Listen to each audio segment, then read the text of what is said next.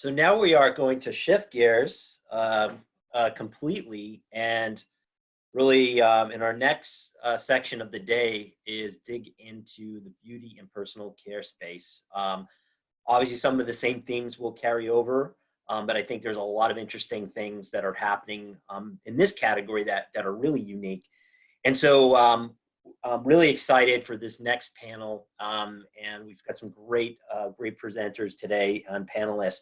So I'm going to turn it over to Melissa Burdick, who is co-founder and president of Pacvue, who will be moderating and leading this panel today. And Melissa, you can introduce everyone else.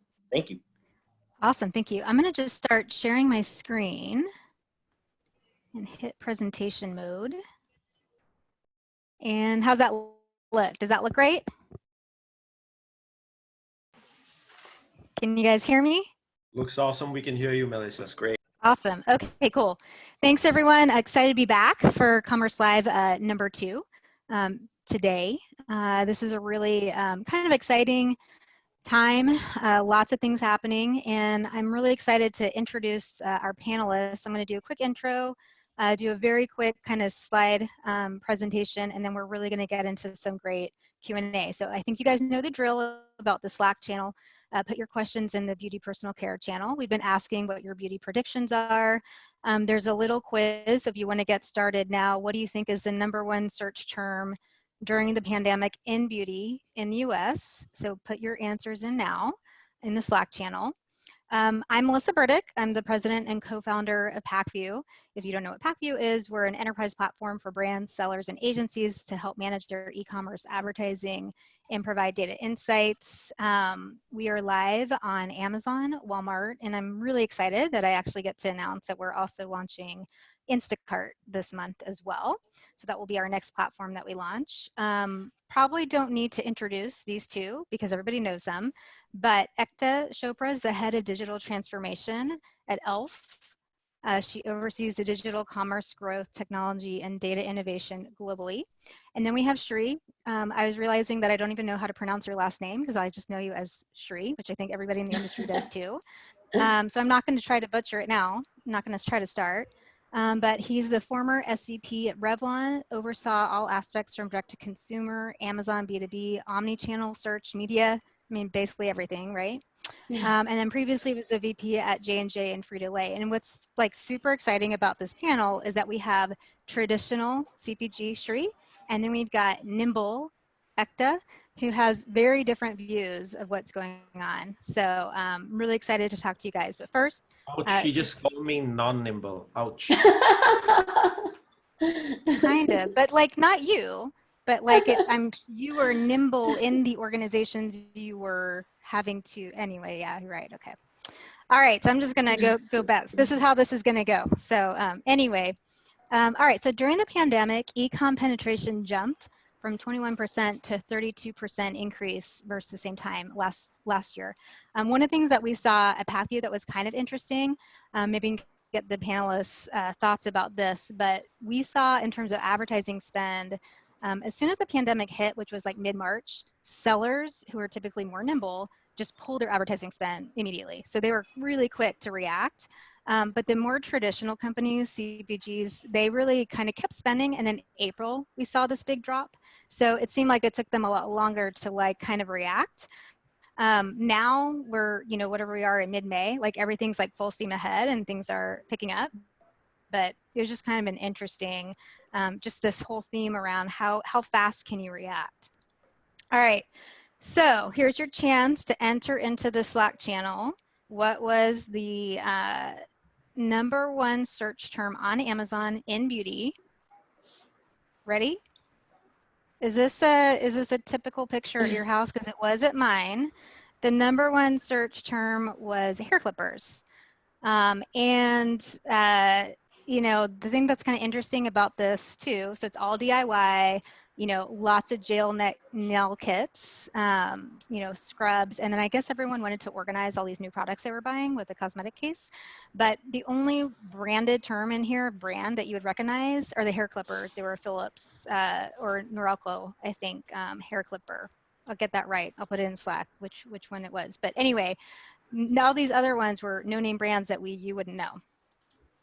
So consumers want to make a good appearance on Zoom, but we really saw the prestige and the luxuries kind of take a hit.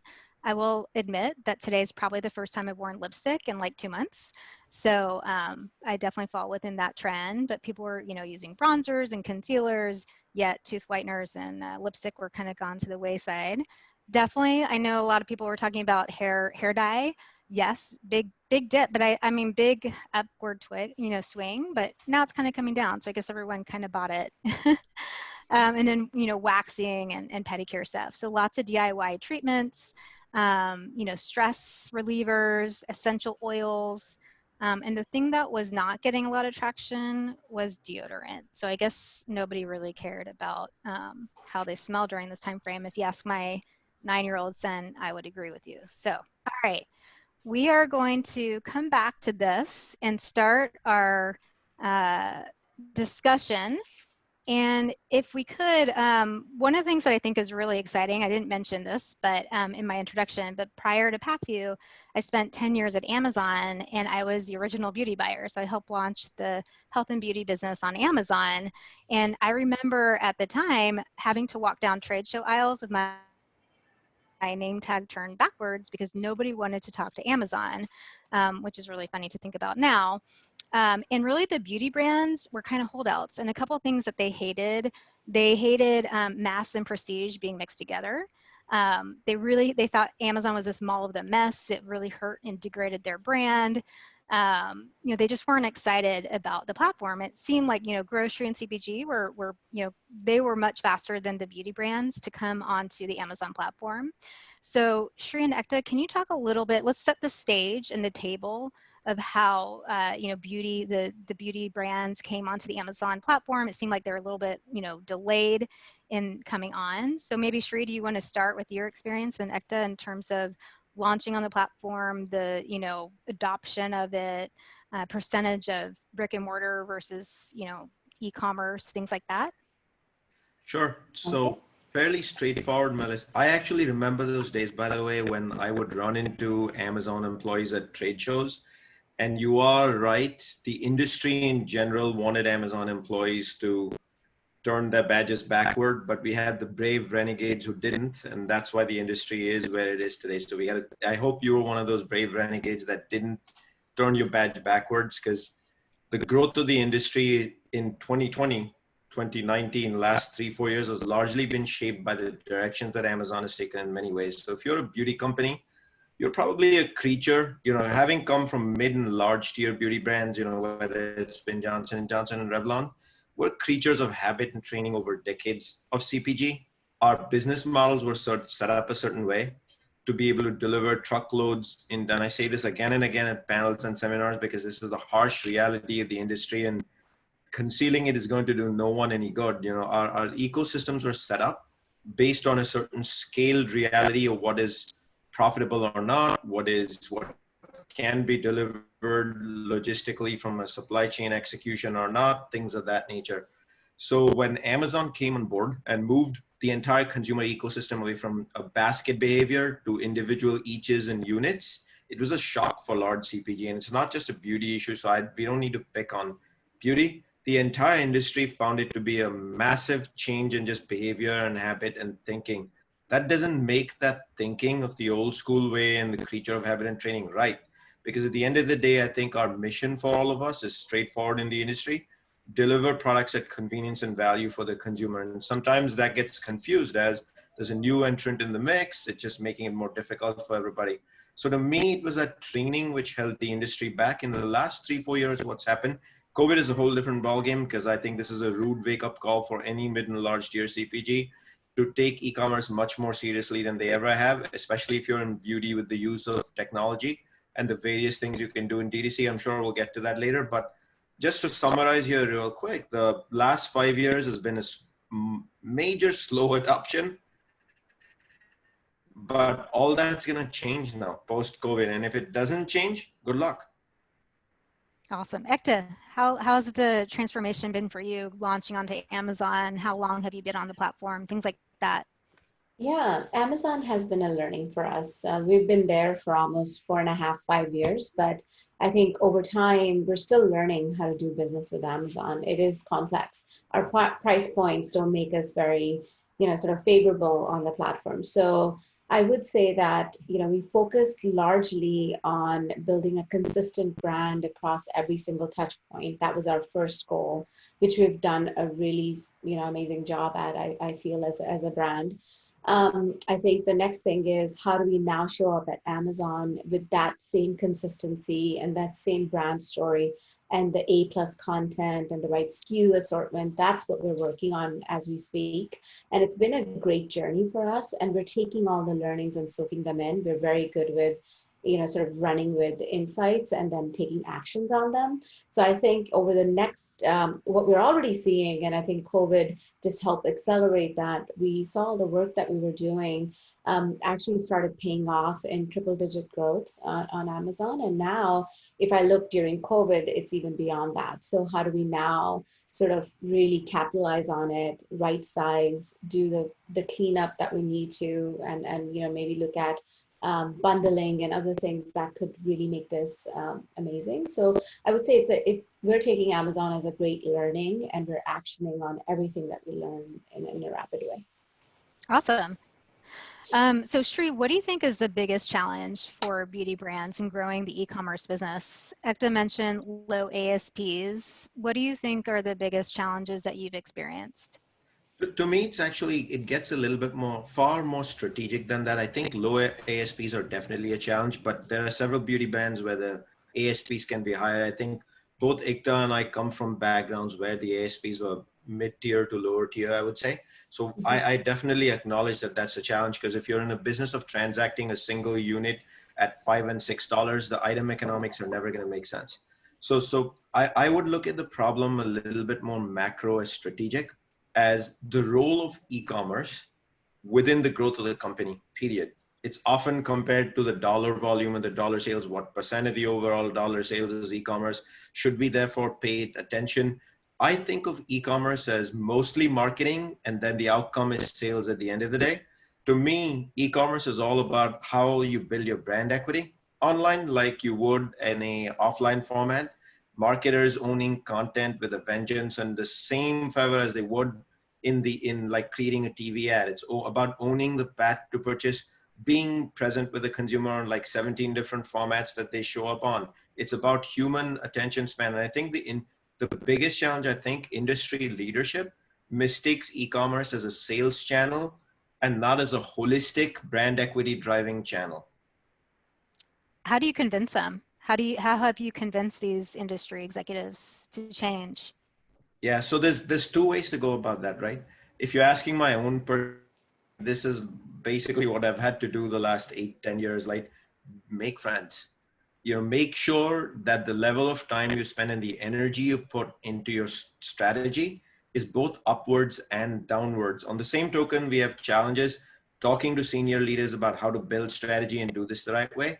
There's also a challenge that I see in levels well below leadership, which is when people walk into mid-tier and large CPG companies as a digital native, often the role of the in-store business is marginalized or trivialized by them. So it's this balancing act of bringing both together, making friends, continuously telling the story. To me, e-commerce is largely growth thick skin.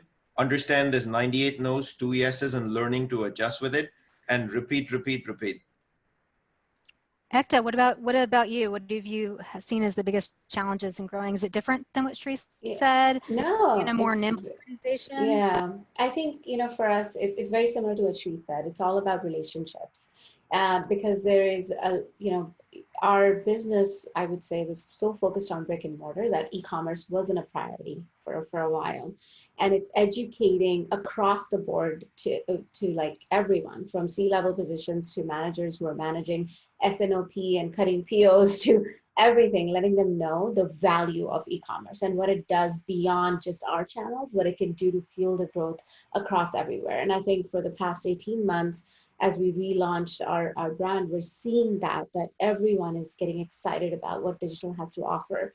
to Shu's points, it's no longer a commerce channel. It's about sort of building brand love. It's about getting the consumers there for something unique, amazing, experiences and so forth, but then showing up consistently across every single digital channel as well. So they're seeing the same story, the same love, the same experience across the board. And I think data plays a huge part in that. So yeah, it's not very dissimilar. But It's Melissa, kind of funny because, oh yeah, I wanted to add one Go for other it. thing just in that space of, what's been another challenge to solve for, I see as CPG evolves and the consumer behavior completely warps into being close to like 80-90% digital, which it's already getting there fast today. I'm not referring just to shopping, browsing, searching, social discussion. These are all digital behaviors. Attention span is moved digitally. That's what the big change is. I see the role, like salespeople can no longer be people who call on quote unquote a customer, the retailer. If you're a salesperson in 2020 and you don't understand what a CVR is, a CTR is, you don't understand CAC, you're not talking about LTV, I don't care if you're a large brand, a small brand, you're a startup, you're a digital native, you've already missed the bus. And if you're a marketer who's not asking every single day, I want to be at the customer, take me to the industry famous terms of JBPs, the QBRs, the top to tops, and you're a marketer, demand your position of your salespeople to show up in those dialogues because you own the equity growth and the relationship with the consumer on retail channels too. That blur has to happen between marketing and selling. Agreed. Yeah. Do you think that organizations are changing their organizations to make that happen? Like, is that some of the change that you were trying to make happen? If you're asking the question, is it a change you're trying to make? Heck yeah. I mean, I don't think we take no for an answer. Do I observe it happening in the industry left and right? I think the spark has been lit and the ignition has started. Do we see like 100% penetration? That's my dream someday. Maybe we're at the 2-3% stage. It's a great start. Ekta? Yeah, no, I totally agree. I think it's a journey. It's not an overnight. It's a mindset shift. We've ourselves have had to like educate our salespeople. And I think I'm proud of our sales team. They actually take interest in this. They are actually getting more involved with learning about the brand and sort of the digital marketing. And it's almost like an alliance, not something that we're fighting against each other, which makes me really proud that our teams are learning that, in order for them to be successful, digital marketing and the education around that also has to be part of that. So it has to be very well-rounded, but it has allowed us to like sort of educate them around data, how to leverage insights, how to think about search terms, how when somebody's searching, it actually means that there'll be more traffic on brick and mortar if we use it correctly. So I do think that we're, I feel good about our teams being aligned together, but it is a challenge. It was a challenge, and I'm sure as we bring on new people, it will be. So, Well, hopefully with Ekta, this panel, that'll increase. thanks for referring to search, Ekta. That's like a pet peeve of mine. And a general message that I have no problem saying, don't anyone dare be a commercial leader in CPG in 2020 if you don't want to be in the middle of search. That's how your products get found. That's how your products are getting conquested. You could be a starting analyst, first job straight from your college degree. You could be a CMO. You could be a chief customer officer. If you don't know the difference between AMG, WMG, now there's Roundel to target media, to actually knowing your MMM inside out. And by the way, search should be in your MMM. That's a different story, conversation for another day. This is the sort of profound opinions as a commercial leader CPG needs to have. Yeah, totally agree. My unbiased opinion, since this is what I do, I agree. All right. Let's talk about the COVID impact. Let's move on to, oh no, I'm sorry. I got one more question that's really important. And because Sri's not really associated right now, I can ask you the private label question. So Sri, what are your thoughts on the threat of Amazon private label and or exclusive product from, I mean, this is not new, right? Target, Sephora, et cetera, but this is one of the predictions that Keith Anderson and Jason Goldberg have given to me and others, that, you know, private label is really going to increase because of COVID. So what are your thoughts? And you, in our pre-talk, you had some really interesting ideas. So we'd love to hear what your thoughts are on Amazon, especially because, you know, so much of the press is around, you know, like Amazon private label is such a tiny, tiny percentage. It's really not taken off at all. And especially in the beauty space, I don't think they've done much. So what are your thoughts here? So let's look at private label first in the first place and CPG in general, right? So if you look at over the course of time, private label existed yesterday, day before, 20 years ago. So private label has been around, had great conversations as it's going to destroy brands. None of that has happened in history. Private label is settled into this wonderful space that both manufacturers and retailers respect as value at the end of the day. That's private label's primary mission to the industry, is delivering value, affordable price to the consumer without so much of the brand equity. In some cases, the brand equity with value, but to make no mistake, it's about value. So when Amazon obviously entered the private label space, what I think is very different from other private labels at Amazon is, depending on the category they go into business, they have a different brand name. You don't see that strategy anywhere in the industry. In any category, not just CPG, you go into electronics, you go into apparel, you don't see private label manufacturing anywhere that actually has a different brand based on category. And not only that, Amazon has this amazing ability to have multiple private label brands competing with each other in the same category. So may the best man or woman, in this case, brand win. And then Amazon being the world's largest CPG product search engine, it's silly to argue that it's not. So I'll just safely go out there and say it. Amazon kind of owns its own destiny to some extent in how products can be found. On top of that, you think of conquesting your brand, Amazon private label brand. It can show up every day. I'm not saying that's what Amazon does, but it could if they choose to. So I see the Amazon ecosystem, if Amazon steps the accelerator on that private label, due to an earlier point that came up, and I think a question that's repeating in the Slack channel here, which is really on low ASP product, Amazon has this amazing easy route on private label that most other retailers will struggle because of their complete dominance of the SEM, SEO ecosystem. And I think Amazon over the last decade has also learned CPG I would think in a blitzkrieg blockbuster kind of way, if those were two words I could just drop in there, where, you know, when you mentioned, Melissa, 10 years ago, the discussions we would have, you and I would have probably had on different sides of the table is, what should we list? How do we list it? How does Vendor Central work? You know, does the ARA X% feel right? Now it's like we're having content, not about A+ content, but B content. And Amazon has really learned CPG inside out, which I think is an awesome thing, which gives them a unique, unfair advantage versus other retailers. All right, tell me how you really feel. That's why I love Sri. All right. Sri, there is a question from the Slack channel that maybe, and Ekta, I assume you don't want to answer that question. We're good. Right? Okay. No. Okay. Well, you get a pass. I'll let Sri do that one. You get a pass on that one. Nobody ever wants to answer that when they're at a brand.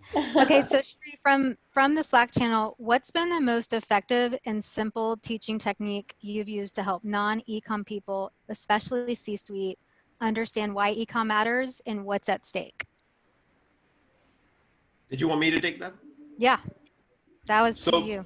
The simple advice I'm going to give people, like my humble learning over the course of time, and this wasn't my attitude in the beginning, so I'll be the first one to acknowledge it. You cannot walk into a leadership meeting with arrogance and a chip on your shoulder that you know more than your leadership because you're digitally savvy. You and I may be lucky that we have been exposed to CPG industry or grown up a certain way, or we've had the luxury and fortune of learning. If you walk into a leadership meeting with a chip on your shoulder, it's game over in about 15 minutes. When you walk into a leadership meeting, they are leaders for a certain reason because they're experts in that domain. The CFO knows and understands the P&L inside out and cash flow. Your CMO is a true emotional-based brand marketer. Your role and responsibility as you coach them is to bring the skill sets of e-commerce to those values that they've grown up with. And the best way you do that teaching is repeat, repeat, repeat, thick skin, 98 no's, 2 yeses. I seriously mean that. I've encountered that, and over the course of years, what I've noticed is those 98 became 50-50. And trust me, if you're in an ecosystem of looking what e-commerce people have to do at any level is look for funding, put together strategies, massive cross-functional collaboration. 50 yeses and 50 nos are perfectly acceptable. Ekta, do you have anything to add? How have you helped Yeah. with your organization? Yeah, I think it's all about education, and it's about repeating and making sort of this as a DNA. Digital is a mindset shift. It's a cultural shift, and it cannot be just in a C-suite or in like one small marketing team or e-com team. It's about breaking barriers. It's about bringing the full story, just like we're connecting every single dot of our consumer journey in a holistic way, from pre-purchase all the way to advocacy. The same mindset you have to take internally and actually bring people along that journey, help them see what it means for them, what it can deliver for them. So I think that has really helped me in educating, above vertical and, sort of the teams that are actually doing the work. So. Awesome. Okay, now let's move on to the COVID impact. So can you guys talk about what's going on in the beauty industry since COVID hit? What are the shifts in consumer behavior and demand, especially during this time, and how have you pivoted to deal with those shifts? Ekta, do you want to start with that? What did you guys are nimble, reactive, like what are you guys saying? Yeah, I mean, for us, we reacted day one. Like as soon as sort of the, COVID happened, which is unprecedented, I think for us, because we started focusing a lot on trends, we started focusing a lot on, sort of really responding to our consumers in a rapid way. We saw a lot of people were craving for more education. They were craving for more realistic, creative, not anymore everything had to be perfect. We saw that people were just putting out there, engaging their consumer in that moment in time, and actually, doing virtual learnings or virtual trainings, and, how to look awesome on Zoom. And we also saw that our partners were coming to the table with us. So Salesforce also came to us, and we did a, collaborative session with them as well. So I think we reacted so quickly and saw that education around do it yourself and how you could still feel beautiful during this, time of craziness. I think that really helped us as well. So our teams, we don't take time to make decisions. We think and we do, we think and we do. And I think that has really helped us. So does that mean like creating content? Is that what you're talking about in terms of reacting it's quickly? content. Exactly. It's content, messaging. We, just like everyone else, everybody has their go-to-market strategy. What are the stories we're going to tell for the rest of the year? What are the big stories, small stories? All that was thrown out of the window because all that has changed now. And it was all about reacting to the moment in time on what exactly is it that consumer was asking for. And it was more raw, authentic, this messaging around, education around how to do things ourselves now, so it's more content, it's more messaging, more videos, and storytelling. Sri, how can you answer the same question from your perspective? What's the impact, the demand shifts, consumer behavior? So first I want to just address nimbleness. I'll be dishonest if I don't say I'm jealous of Ekta's position at a nimble, fast company that can move, because I've noticed around me mid and last year CPG, decision making is generally not the fastest. And I understand why. It comes because of the scale and volume. It comes with a mentality of risk avoidance before anything else. So I totally understand that. But that actually, in times like this, that becomes your greatest handicap. As the infrastructure isn't set up to make a decision by putting together a Zoom call with 8 people. And when you weren't able to do that in a boardroom with tons of data floating around you and whiteboards on highly collaborative, what would have been highly collaborative ecosystems and environments, it's going to be very hard to do over Zoom, speaking over each other. So I genuinely believe for the industry in general, that's actually a handicap.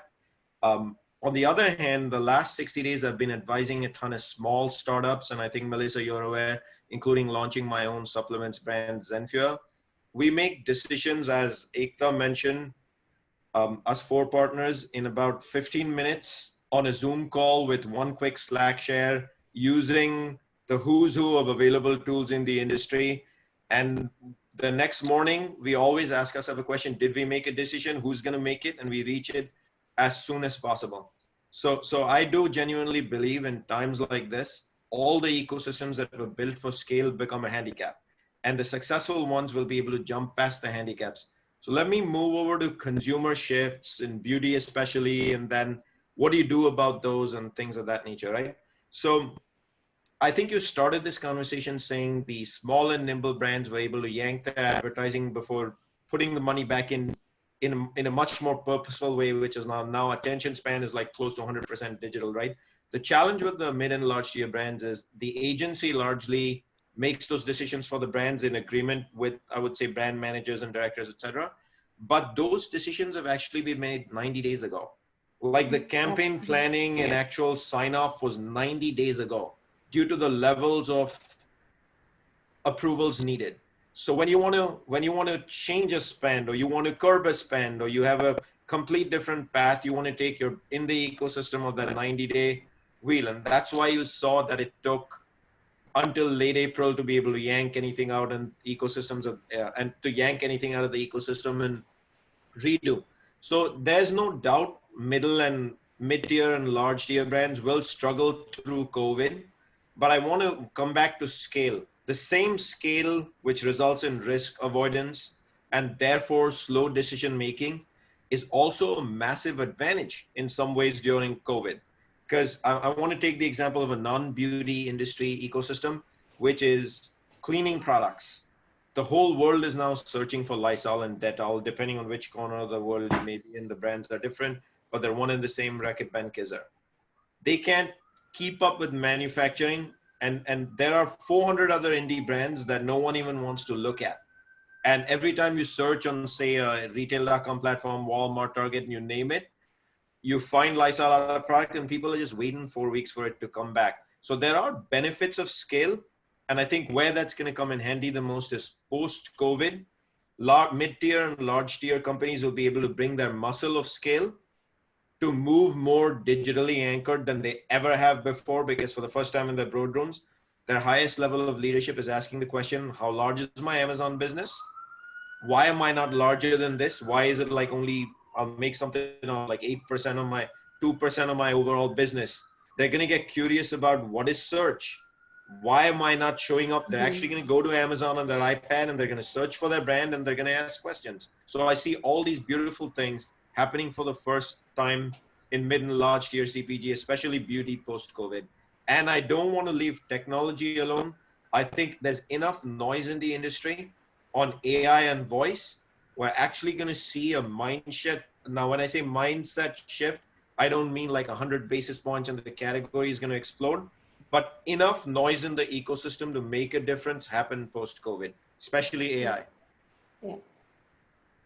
Just imagine when leadership completely gets a grasp of the area, your ability to raise funds, to jump into digital just went up a mega notch.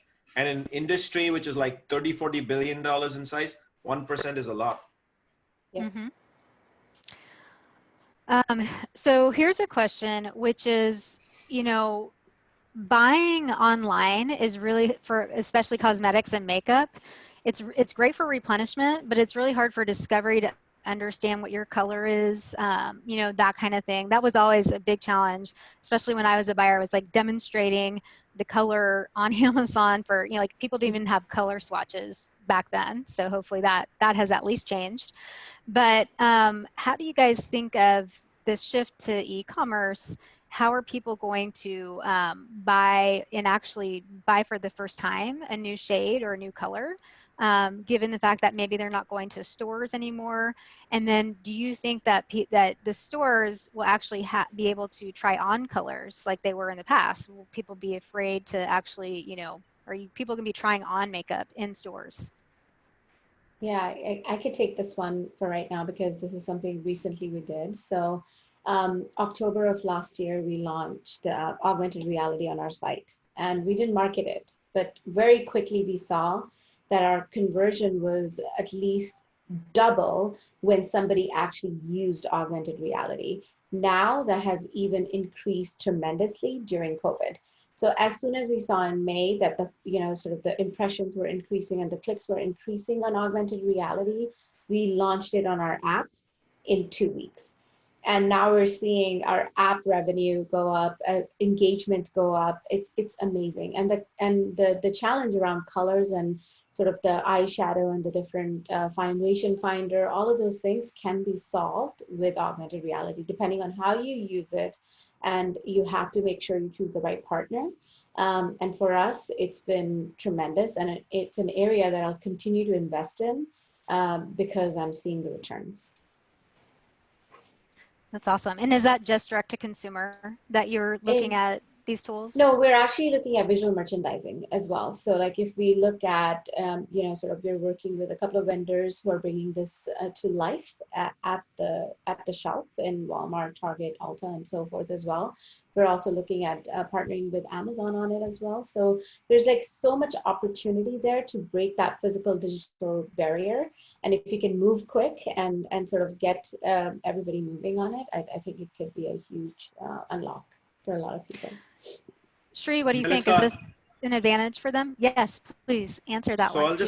I'll just append to what Ekta said, but I'd like to make a statement again. If you're a beauty, whether it's cosmetics or whether it's skincare and the various other subcategories, it doesn't matter. In 2020, your greatest vehicle of engaging the consumer is your brand website and or your app, which Ekta has actually described for us already. And given COVID and post-COVID and how states are opening, some want to, some don't want to, and then no matter who opens when and things of that nature, there's going to be a general hesitation for people to do trial in the in-store model. And then I think in the last few weeks, we've seen iconic retailers also close a bunch of stores or declare bankruptcy, things of that nature. So especially if you're in luxury beauty, this is no longer going to be a fun business model in store as it was maybe 90 days ago. Now, that's not to bring gloom and doom over here. That's when you look to your website, you take what Ekta just said in terms of augmented reality, AI, VR, and what better way in the ecosystem, like the technology exists. Like the fact that I'm making a plea here to the industry is just wrong. The word augmented reality existed 5 years ago. Get it done, marketers. There's no excuse. It's your best. It's not Instagram. And then I noticed a Slack channel, there's talk of TikTok. Whether we want to believe it or not, maybe it's for a different generation. In the last 60 days, I, at my ripe old age, have become a TikTok user, which I never imagined. And in the beauty industry, tutorials, which were erstwhile exclusively owned by YouTube, you see them left and right on TikTok. TikTok needed a moment. And they were looking for some sort of a mindset shift to enter the United States market. And guess what's happened in the last 60 days? Yeah. TikTok is a great vehicle to get your message out. Yeah, and I'll add to that. Today, we announced that we are the Webby Award winner because of our TikTok challenge. So that is awesome. We are TikTok billionaires. So it's amazing. So Sri, thank you for bringing that up because TikTok is a game changer. And if you're not, as a digital marketer, you're not looking at TikTok as a channel, it's a huge mistake. And I'll be the first one to acknowledge, I cannot believe I just said that, but this is reality. You asked me in January, I would have said TikTok, I'm not so sure. I'm not so hot and heavy. Fast forward May the 19th, non-negotiable. Yeah. That was on my list. I was saving it towards the end because it's such a big passion of mine, but thank you for bringing it up early because it is like such a hot topic. I'm also a big TikTok fan. My team will tell you that. I keep saying, hey, can we create a TikTok? And I half the time have no idea what I'm talking about. And I really want Ekta to help me understand, like, how are beauty brands using TikTok? Like when you say you won this award, like how is the engagement? I saw like a TikTok where people are literally like, it's very short span and they're highlighting items that they buy on Amazon and then it points to their Amazon page. So can you tell us more about how beauty brands should be looking at TikTok as a platform for content, for promoting their products? Can you tell us about your TikTok is Bollywood a thing too that you yeah. in our practice too? Yeah, so it's huge. I mean, we looked at TikTok about 6 months ago, almost 6 months ago, as a just a small test and learn, and we saw so many. I mean, I can't even describe how many millions of views. We took that as an opportunity to jump right in and lean in with a challenge. So we did an eyes, lips, face challenge. That's what we won the Webby Award for with our partner Movers and Shakers. Basically, they're sort of the leaders in TikTok knowledge right now. And if you don't know about them, go look them up. And essentially, we created a campaign which then became viral with 4.5 billion views, which is crazy. That's And crazy. it is insane. We thought it was going to be like maybe a billion, 2 billion as a goal, ended up being 4.5 billion. Reese Witherspoon, you name it, like so many different celebrities. Ellen just picked us up. We did not encourage them. The song went viral, and every celebrity was jumping on that bandwagon. And then fast forward, we created a music video, and beauty brand was in a music industry essentially, which was another insane output of this. And I think what we've learned is TikTok is a huge opportunity, and not just from brand love building. What we saw was as soon as we started launching products, so we launched our bite-sized shadows, and what we saw, somebody picked it up, did a video on TikTok, went viral, and the next thing you know, our sales are spiking for that whole week. So you can correlate your direct sales to TikTok. I mean, it's insane what TikTok is doing in terms of digital sales as well, not just a buzzy thing that you go out and do. So we're seeing direct results from TikTok. We've continued to fuel that, sort of engine. We did a eyes, lips, face safe challenge for COVID that got more than millions of views there. We're looking to fuel that again and again. So I'm really excited. And now that sort of Disney's streaming chief has now moved on to TikTok, I just am even more excited and to see what we can do there. Okay, One other TikTok hack that I want to just loosely leave out there for people to think about. TikTok is a platform that was born in the Far East and then really came to us from Asia until the recent, I would say it's really changed in the last 60 days. It's not that TikTok wasn't around a year and a half ago, but it's become popular in the US in the last 60 days. But because it came from Asia and virtually everyone in Asia uses it, you are touching a population of 3 billion people. If you just add India and China, which is what, like 40% of the world's population. You don't have to sell product in India and China. You may never have that ambition.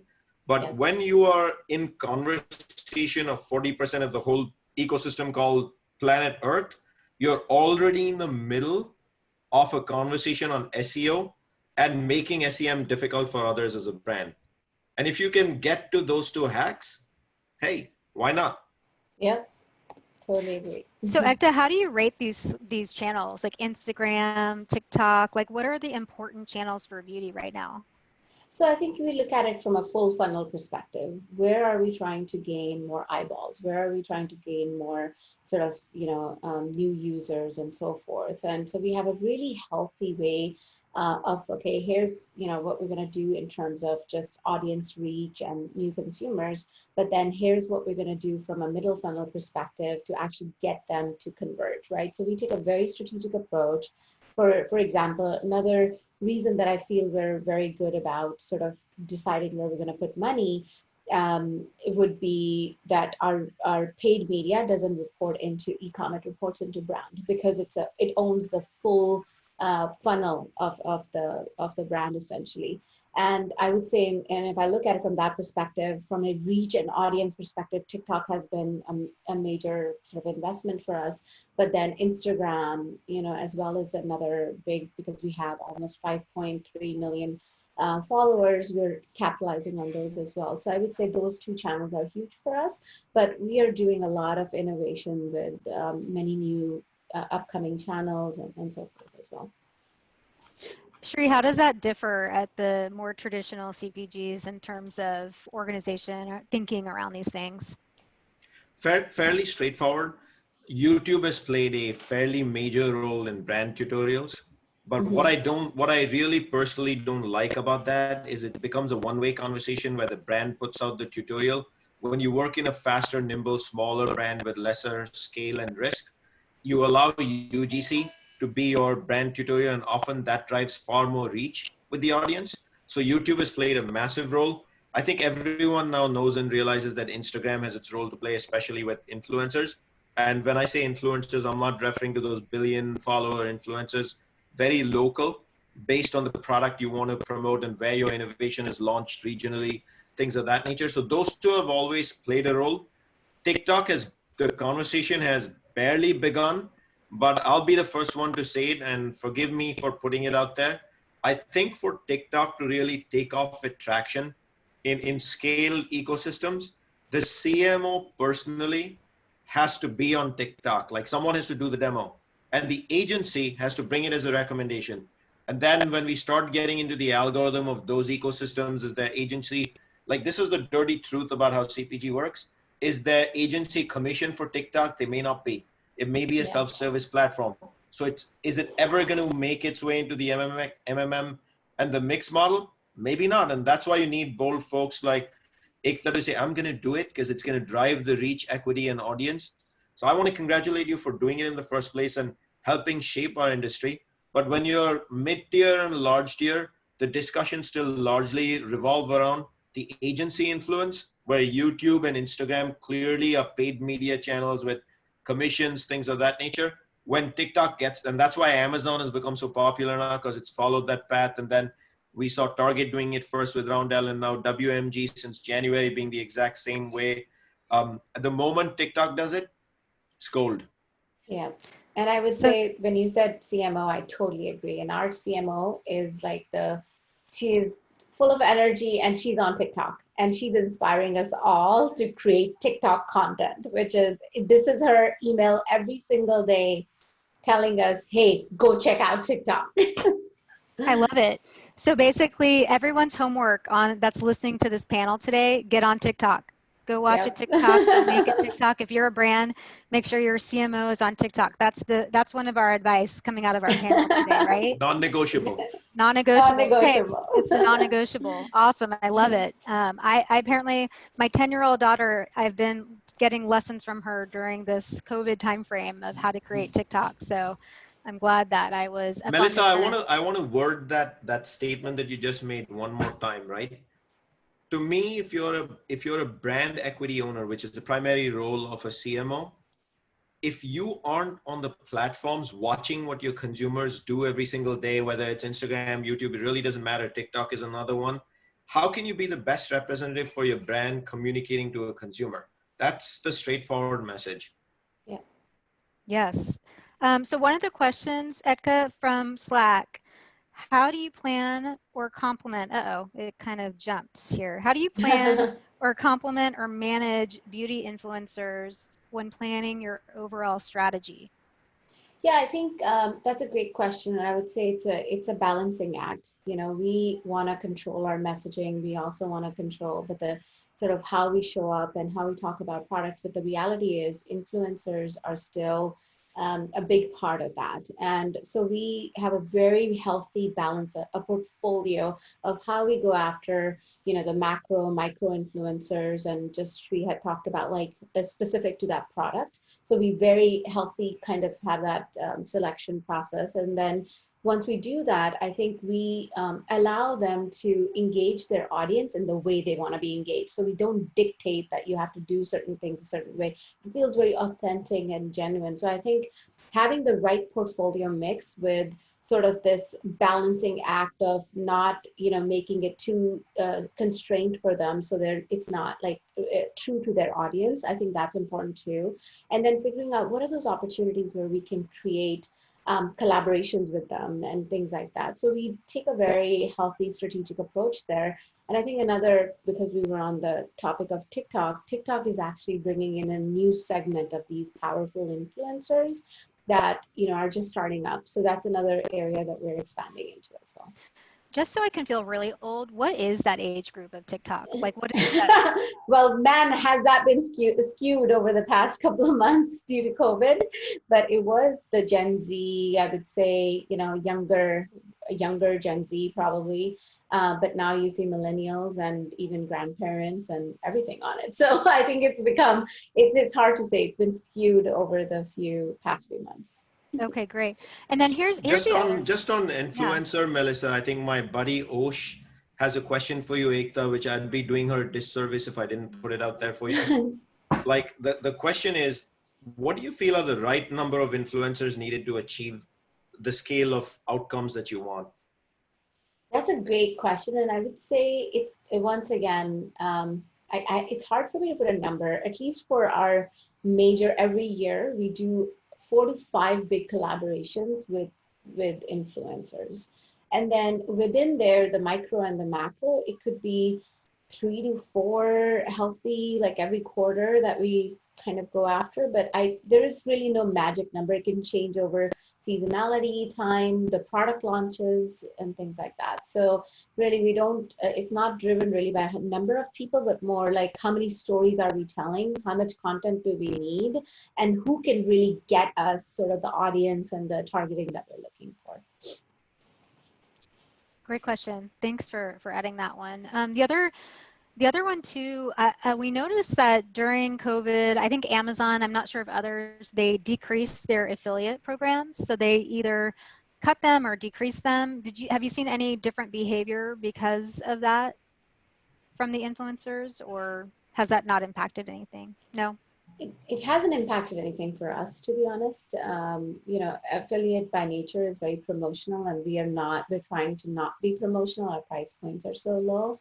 And in terms of like even working with influencers, we haven't seen any shift yet. So, okay. Sri, have you seen anything?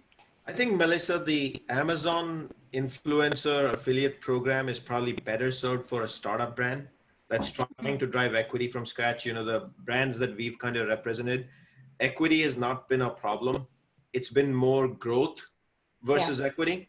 So so personally, I wouldn't even be of a mindset to say there would be a massive impact in the first place to a brand of scale in any shape or form in that ecosystem during COVID. Okay.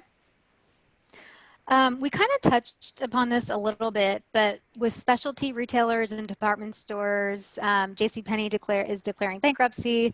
They're a big source for Sephora doors, and Macy's is struggling. Does the channel mix shift with the closing of stores? Will we see a rise in this, multi-level marketing schemes? Sri, you said like this is their moment. So what do you think about kind of the shift right now? I think it'll be foolish on any of our parts. I mean, the reality of the retail industry is brick and mortar was going down a slow acceleration path. I mean, if you look at net new store openings that CPG has a role to play in, it's not a positive number anyway. It's like a minor negative number overall. So that's the reality. And growth in CPG, irrespective of category over time, has largely come with distribution gains. Build strap plan, JBPs all around, but distribution gains and which means more consumption has resulted in the growth numbers. So when brick and mortar numbers shut down, there's bankruptcies, there's store closures, you have to go somewhere else if you're still interested in growth and maintaining your baseline in the first place. Because for one store closed, there's probably some basis point in your baseline in your analytic equation that's actually falling apart. So the question is, where do you go when you're going to lose distribution in 500 stores because somebody went bankrupt and exited? It's not like there's a new store model to offset that. So I don't think you have a choice. Your choice is you have to go digital, but I don't want to be the one that tells you have to go Amazon or one way or the highway. The story, the bigger picture story is as penetration in the CPG industry moves further away from the offline model, strengthen and focus first on your brand equity building, like marketers becoming salespeople, get to know where to sell. If you look at D2C is a full retail model end to end, like seed to innovation to distribution. Like look at all digital channels across the board and don't rely on one. This is the first time in history where you actually have 10 channels to play and do test and learns, because in the in-store model, everything has to be coordinated with a shelf reset. Here, as Ekta has already described, nimble, agile decision-making, you can do a test within the next 2 to 4 weeks versus waiting 6 months and for NACDS or a top to get permission. So to me, where do you go? You go across the spectrum of digital, which ranges from D2C. This is a chance for you to make a case and actually maybe try D2C for the first time. And you don't have to go alone. Use partners who have experience in going. Look at B2B as a possible distribution opportunity ecosystem where previously you weren't able to reach bodegas. Small bodegas in New York City, as an example. B2B may allow you to do that, where the volume of ordering is super tiny and even a distributor doesn't want to carry your product. But a $46 case of product, UPS will be happy to ship it for you at a decent price, and you can still make a decent P&L on the ecosystem. So I would suggest Amazon, of course. It'll be silly not to look at Amazon, but don't look at Amazon just as a sales engine. It's search, it's content, it's what you sell on Amazon, the assortment, it's the ratings and review. Like, own that ecosystem. This is how you will maintain the amazing equity and continue to grow it. It's look across the spectrum. Totally Awesome. agree. All right, we've got 5 minutes left, so I'm going to go back to sharing my screen, and we're going to do a rapid fire on predictions. Make sure that this works. Okay, our friend Jason gave us some predictions, and we were, this section, we're going to say, do we agree? What do we think is going to happen? So in the beauty space, traditional beauty retailer department stores are going to close. So kind of talked about that. Do we agree on this one? I agree. Agree. Yeah. So slowing of growth in this space. So consumers are going to pivot from beauty to health and wellness in value-oriented products. What do you guys think? And are you changing your mixture of how you're thinking about new products to market? Agreed. And I think I just caveat with messaging too. Like, there's a lot of messaging and storytelling that's going to be part of that. One of the interesting things we were talking about earlier was that, you know, it takes you a very short amount of time, Ekta, to create a product, whereas traditional companies will take, I don't know, what, Sri, like 18 months to create a product. So do you think that speeds up people's thinking and how they're going to go to market with new products? Oh, you have no, yeah. Sorry, go ahead. No, go ahead, Sri. Beauty, the pivot from beauty to health and wellness. I think health and wellness and beauty come together. For example, it becomes beauty products with an efficacy that delivers health and wellness. Yes. Like immunity, skincare that also has vitamin D immunity in it. That becomes much more relevant in the new ecosystem versus beauty goes away or shrinks significantly. Yep. Also, what do you guys think about fewer products from new challenger brands as venture funding dries up? So we kind of know that there's been all these new products. They have, you know, they have less at stakes. They're well funded, but does that go away? Are there less challenger brands in the space? I don't think it goes away. It probably slows down, but I don't think it goes away. I don't think innovation ever really should go away. So I personally feel strongly about that, but I don't know if it'll be slowed down a bit. That would be my gut feel there. I mean, I can't agree with Ekta more than she said. It's not going to go away. I mean, Amazon has taught a challenger brand. If you're able to fundraise X dollars, I'll just make it up for the purpose of this conversation, $1 million, you can get a start with $1 million. You can get listed, transact 3P, and then go for the bigger picture fundraising to scale to the next level. So it's not, this problem is going to exist in the industry because scale brands created traditional weaknesses and holes without prepping themselves for a digital revolution. So it's not going to go away.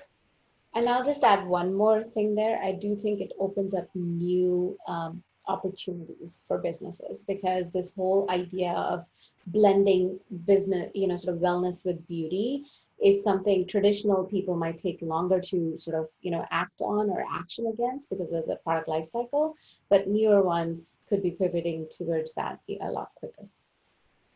All right, well, we've got 1 minute remaining. And so in that time, so that I stick within our guidelines. I just want to say a big thank you to you guys. It's a wealth of knowledge and such an honor to be talking to both of you. I hope that everybody that was listening hears that their CMO needs to be on TikTok. And Sri and I are completely validated by the fact that we do TikToks all the time and that we're listening to it. So I feel really good about that. But thank you all for such great insight and information. I hope everybody learned a lot. So thank you. Thank you so much. Thank you. All right. Mike, shall we turn it back to you? Yeah.